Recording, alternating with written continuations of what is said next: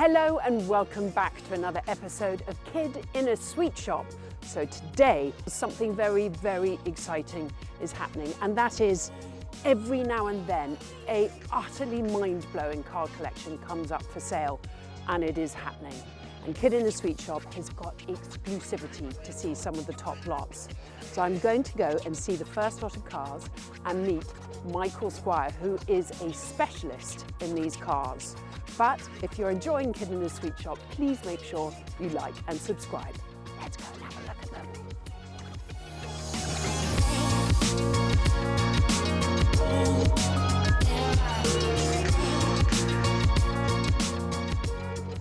Hello, Michael. How are you? Very good. How are you doing? Very good. Wow. Okay, so obviously you know both of these cars. Beautiful Bugattis. The EB110. Yeah, absolutely. I mean, Super Sport version. So from Okay. 1996. It's one of 30 production cars. is it really? Yep, and it's one of two that was ever produced in white. So it's a super rare thing. Really rare. Yeah. Do we know where the other white one is? Does it ever get seen? That's a really good question. I think it might still be in Monaco. Still in They're Monaco. both delivered to Monaco. How So, amazing. I think it might still be there. Okay, so what year was this? It's a 1996 car. 96. So Okay. it's sort of fairly late in EB110 terms. And was it driven a lot? Has it got lots of miles on the clock? It's got about 24,000 Okay, kilometres. so it's yeah. not a lot, but it's been driven. Yeah, absolutely. Okay, so tell me, what engine are we looking at?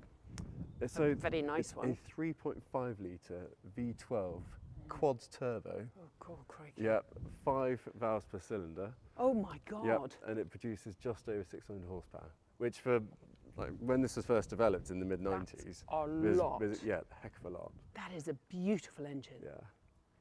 So it's sort of the basis of what they've achieved with the EB110 really became what went into the Veyron and then the Chiron. Really? So quad turbos and, Yes. and big engines, huge power. Yes. All of that then morphed into what became later the Veyron and the Chiron. And the Chiron. Yeah. And the year, I mean, there's 20, 30 years between both of them, isn't there? Yeah, absolutely. Yeah, there's the first EB110 and the sort of the last Chiron. There is absolutely 30 years. I just want to have a look. How do you know to open these doors? Yeah, it's a little. Or is it a down little here. under there? I want to have a look at the interior. Oh, look at that. I love it. Okay, that's super cool. I like with the blue belts as well. It's nice. Yeah, that's like this car was specified specifically with those belts. Okay. So it's had those since new. It really is a lovely, lovely car. And I was saying, you know, one of my first questions of how rare they are is never, ever. I mean, I don't think I've ever seen this on the road, ever. Yeah, I mean, they are, particularly in the UK, they're really rare. There were 30 production cars. Yeah. There were a few more prototypes. There was. And where did the majority go? Just all over the place. All over. Yeah, Europe. If you went to the Middle East, Yeah. yeah, they Might went all see over a the place. One Super Sport did go to Michael Schumacher. Yeah. Yeah, the fact that this was like the first sort of proper supercar that he chose in his Formula One career, because obviously he hadn't joined Ferrari by that point. Doesn't it? Yeah, it was one of these super sports. That was what he spent his hard-earned cash on. That is brilliant. That's really yeah, interesting. it's a really nice thing. And this comes up, I can see, right? So Do they, this on the Super Sport, these are actually fixed. Oh, they So on are the GT, they move up and down. It's a slightly different wing. Yep. So yeah, on the Super Sport, that was one of the main sort of differences, along with the increase in power. Yep. Yeah, there's quite a few differences. Yeah, in the exactly. Super So give me all the list of the difference So between body the Super materials Sport. were different. Really? Yeah, Okay. they relied more on carbon fibre in places. Right. It's the big thing was the engine upgrade from the greater power. Yeah. So another thing was obviously the sort of looks wise, you had stuff like they changed the wheels Yes. to this sort of classic Bugatti shape. Yeah, it sure is. They're really cool, and because on the GTs they're a bit more sort of disc-like. Okay. And so that's another touch. Yeah. The interiors are completely different. What the If you see- seats? in a GT it's much more of a sort of continental sort of cruiser, Yeah, they're this much is sort more of racy. comfortable. Yeah, it's proper track seat. Yeah, it's like bucket seats. And Yeah, and it's so beautifully trimmed Yeah, in it like a very is. sort of 90s way. Yeah, exactly. Yeah, it's all sort of.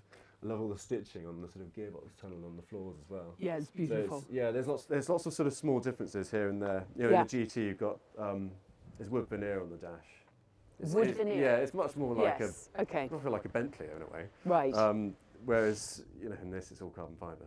This Yeah, was the a steering race. wheel's different. So a lot This is- lighter? Yes, it is lighter.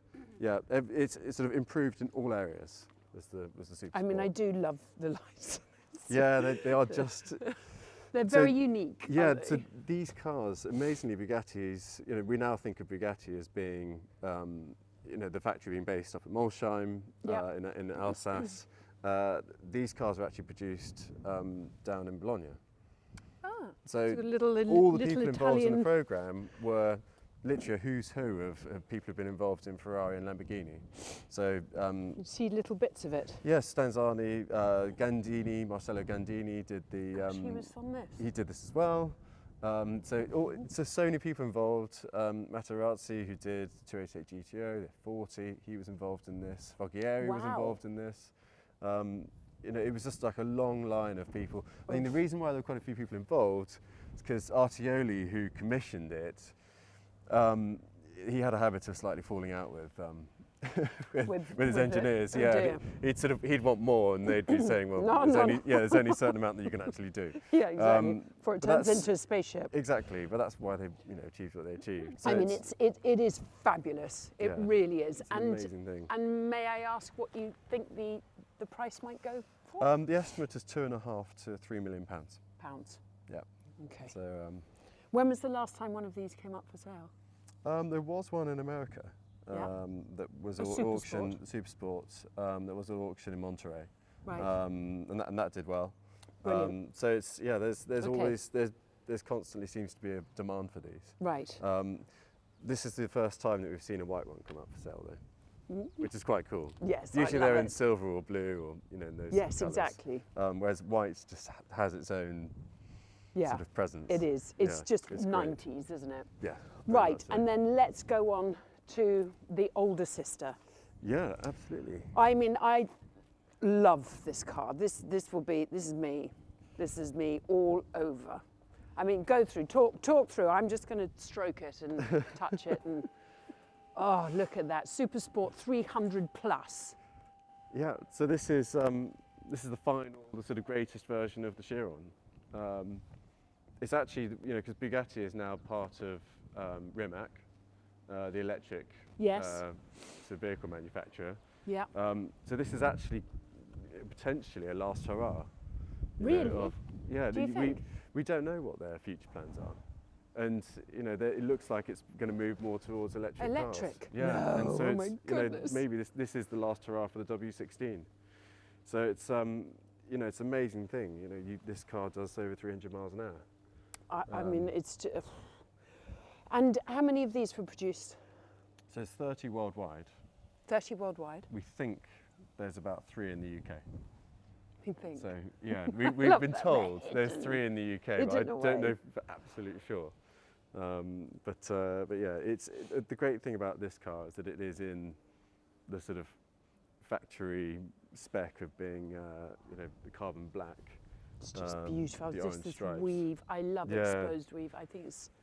It's amazing, isn't it? Oh. The way that they've perfectly with the sort of contours It's- of the bodywork. They've it's a work perfectly of lined art. it up. So it's it's I mean, it absolutely really amazing. is, and I love oranges. Gosh, I have Yeah. to empty my piggy bank. Okay, talk me through what's behind here. What makes this so special? So it's a W16 engine, so like the EB110 quad turbo, and it is essentially a development all the way back from the Veyron, and they've just developed it and developed it and developed it. When the engine first came out, it was 1,001 horsepower. They've got another 600 horsepower from it. It's just. So and when they did 1,001 horsepower, that was unbelievable. It was I literally remember. you couldn't. Everyone's everyone- broke, yeah. broke the 1,000 mark. It was like, And what? now it's 1,600. It's sort of, you're literally, how much further can it go? But it's the jump from producing something that can do 250 miles an hour to something that can do 300 miles an hour is epic. Epic. I mean, I don't So know it's- how it stays on the ground. Yeah, I mean, what makes this different to other Chirons is all the bodywork is slightly different. So yeah, and it's longer at the back. Yes. A bit of a You've got tail. an extra. I don't know exactly. I think it's about sort of half a foot. And Okay, it's so just this obviously comes up. yeah, it's all done to obviously reduce the drag.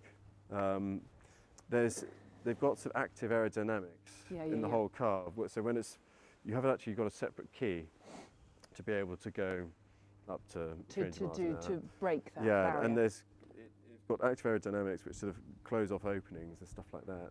Because it could get too much. There's less drag. So it's the whole thing is extraordinary. I mean, it's just beautiful. The lines, the intakes, Yeah. It's really a work And of the art. build quality, you know, when you're inside is just unbelievable. Yeah, I mean, just everything feels from the handles to everything, just like serious quality. I'm going to get in, sorry. I love this car. Look at my great big jacket.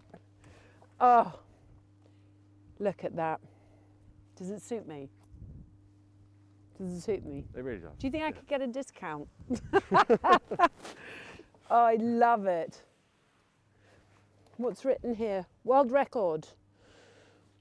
304.773 miles per hour.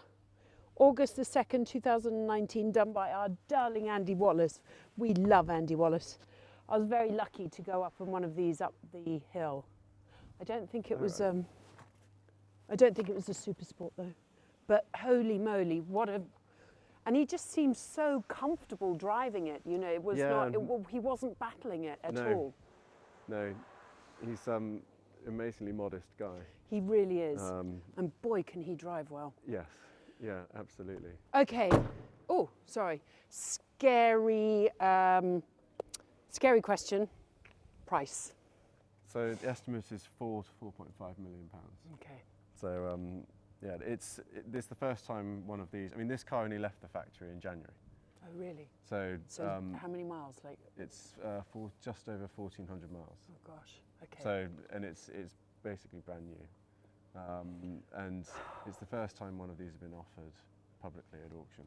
Really? So yeah, so it's first opportunity for someone who's not a preferred client of Bugatti to be able to get one. Oh, of course, because you can't easily buy them. Can't just walk in and buy one. So yeah, it's an exciting opportunity for someone. This is going to be brilliant. Well, thank you so much, and we've got a Thank couple you. more cars to look at. Yes, absolutely. So should we go into area number 2 Yes. to go and find them?